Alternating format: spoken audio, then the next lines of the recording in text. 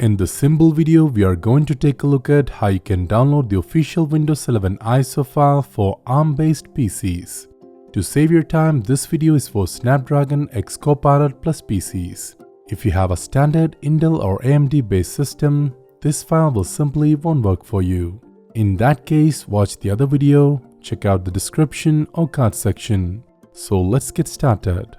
Go to the Microsoft website. Link to this page will be in the video description.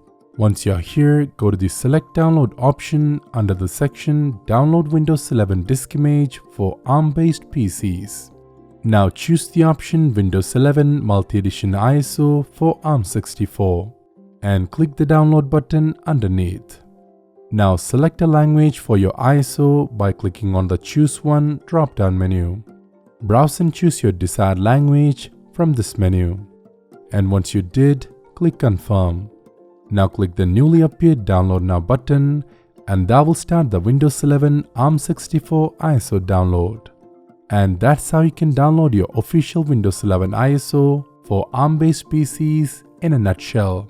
If you need assistance with Windows 11 ARM64 media creation, watch this video. Thank you for watching.